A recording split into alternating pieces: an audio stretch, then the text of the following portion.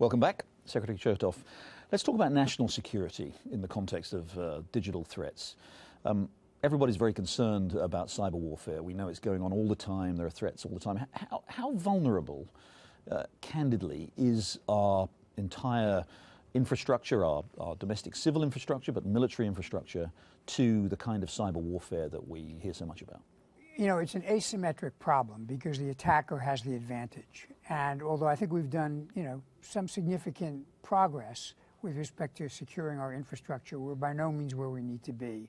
Some parts of the economy do better than others. The financial sector, even the electrical sector are very conscious of this.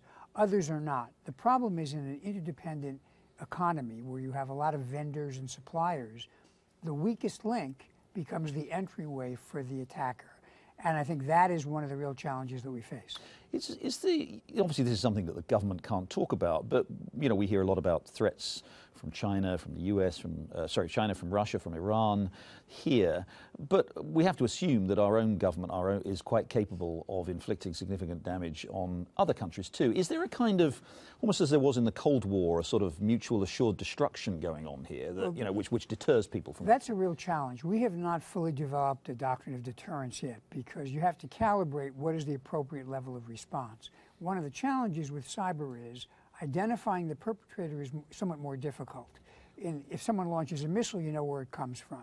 And so that allows people to kind of hide behind surrogates. So I think we're in the process now, we need to be in the process of really thinking through what a deterrent strategy is, what level of attribution we need to be able to demonstrate, and then what is the appropriate calibrated response. There's a lot of focus on China and its activities, very sophisticated, increasingly sophisticated technology.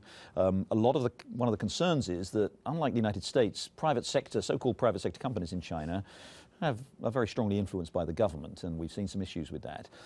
How big a threat is Chinese investment, if you like, in United States technology, in United States telecommunications? How big a threat is that to the United States, to the security of the United States? I think it's a significant threat in two respects. First of all, there is access to critical technology which can be stolen or otherwise acquired, which of course puts us at a competitive disadvantage.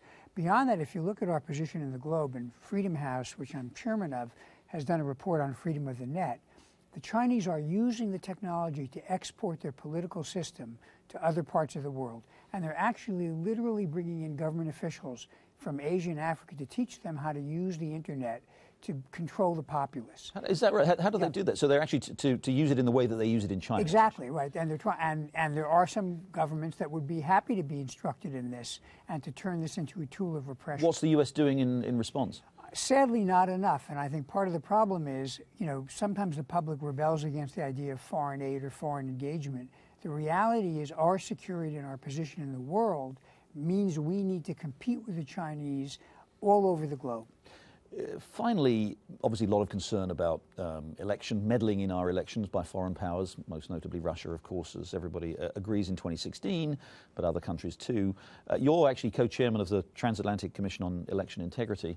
How safe are our electoral systems? What do we need to do to improve it? So there's the issue of hacking or actually trying to manipulate the voting process or the infrastructure itself. Does that go on?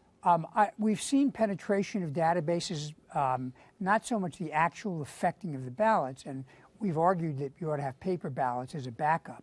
But you also worry about efforts to interfere with people's voter registration or even whether you could interfere with their ability to get to the polls on election. If I may, isn't part of the problem in the U.S. It's organized on a statewide basis, so states and indeed local and so you can't. It's very hard to get a standardized procedures. It is, although the good news is it makes it harder to have a single method of attack. I mean, the attacker has to be more precise, but that's where they use some of these informational tools to target.